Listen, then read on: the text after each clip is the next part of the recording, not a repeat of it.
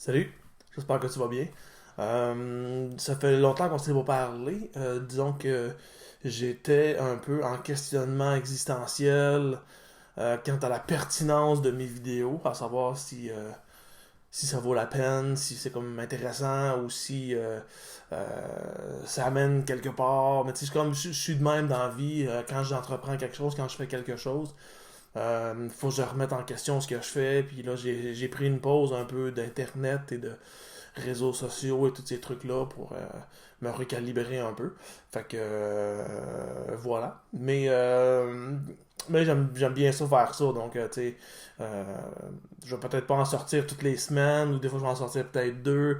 Tu sais, c'est comme ça dépend vraiment de où tout ça mène. Mais en tout cas, pour l'instant, me revoilà. Et j'ai le goût de parler d'un film que j'ai connu récemment. C'est un film que j'ignorais l'existence tout à fait. C'est vraiment juste, il y a pas longtemps, il y a comme une compagnie qui l'a sorti. Je sais pas s'il y a le nom de la compagnie sur le côté, sûrement. Visual Vengeance puis Wild Eye. Je pense qu'ils ont comme découvert ce film-là qui traînait quelque part ou je sais pas quoi. Là, je sais pas comment ils l'ont retrouvé.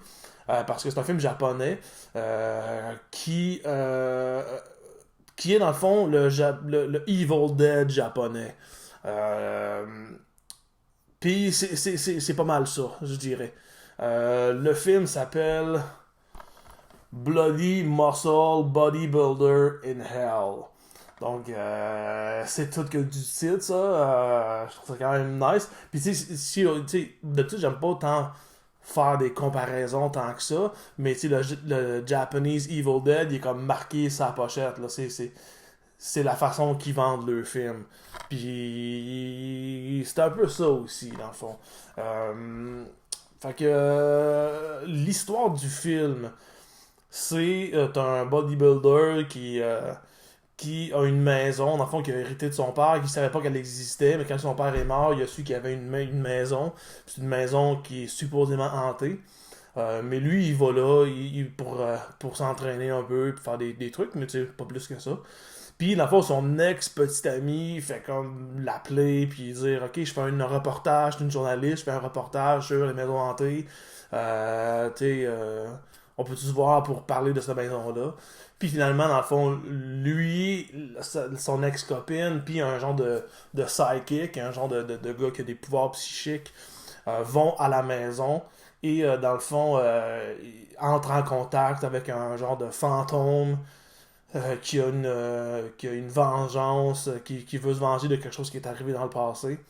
C'est à peu près ça l'histoire. Quand ils disent le Japanese Evil Dead, c'est tellement vrai. Puis c'est un peu dommage à quelque part parce que le film est vraiment. Tu sais, chaque truc qui arrive, tu te dis j'ai vu ça dans Evil Dead. J'ai vu ça dans Evil Dead. On dirait vraiment un fan film.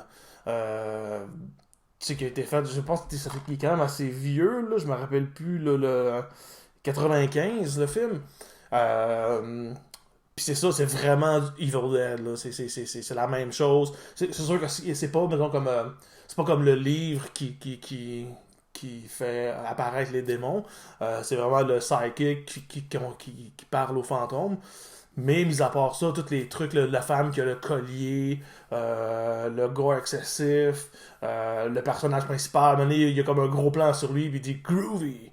Puis, tu sais, ils ont vraiment, là, copié Evil Dead. Puis, tu sais, c'est comme, la ligne est mince des fois entre un rip-off, puis un hommage.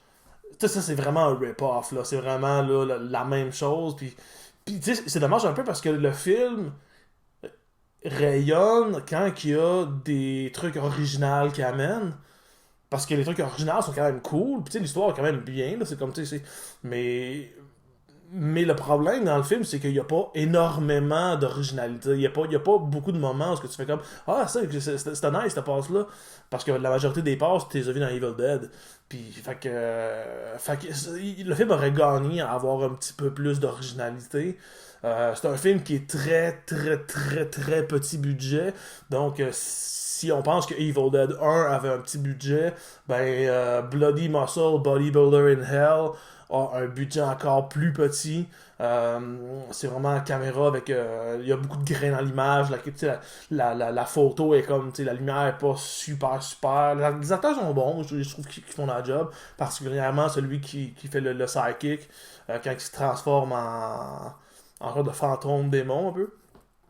Il y a juste 3 acteurs, fait que c'est comme c'est petit dans une petite maison.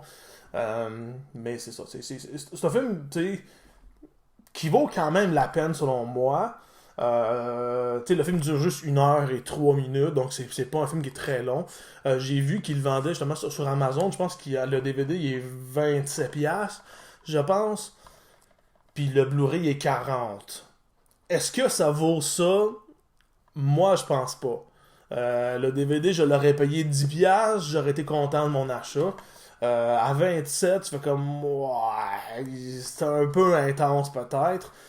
J'ai vu par après qu'il est comme gratuit sur Tubi. Donc, si vous avez l'application de Tubi Télé, il est gratuit là-dessus. Fait que vous pouvez le voir là. Donc, c'est ça. Je l'ai payé un peu cher pour ce qu'il vaut, selon moi. Je suis quand même content de l'avoir dans ma collection. Moi, plus j'ai de films, mieux je suis. Mais ouais, c'est pas le meilleur film du monde. Puis il souffre un peu de son petit budget, mais en même temps, les effets spéciaux sont quand même bien faits. Puis le gore, quand il y en a aussi. Mais c'est ça. Il aurait mérité d'avoir un petit peu plus d'originalité dans le film. C'est ça. Fait que voilà ma petite analyse de ce film-là. C'est dommage parce qu'il y a un titre tellement badass. Puis, la pochette, ils ont vraiment réussi la pochette. Elle était vraiment badass. Puis, avec un titre de même, j'avoue que je m'imaginais un petit peu plus de comédie intense, là, parce que c'est comme over the top pour un rien. Puis il n'y avait pas tant que ça, je pensais que ça allait être un peu niveau Brain Dead, aussi. Peut-être pas au niveau violence Brain Dead, parce que Brain Dead, il n'y a pas grand-chose qui bat ça au niveau gore, au niveau quantité, genre d'effets visuels. Mais j'aurais pensé qu'en termes de comédie, ça aurait été un peu dans le même genre. Puis tu sais, même là, je peux même pas dire s'il y a beaucoup de comédie dedans. Il y a comme peut-être une ou deux passes que j'ai ri, que j'ai trouvé nice.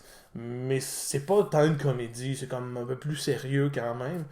Fait que c'est ça. Fait que c'est un film que je conseille quand même. Tu sais, 1 heure, comme je dis, c'est pas quelque chose qui est très long à écouter. Ça se place bien entre deux affaires.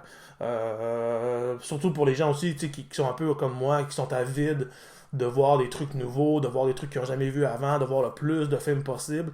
Je pense que c'est un film qui vaut la peine d'être vu.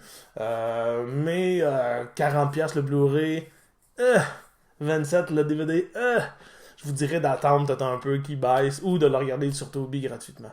Donc voilà, ben j'espère que votre vie est cool, puis je vous dis rock and roll.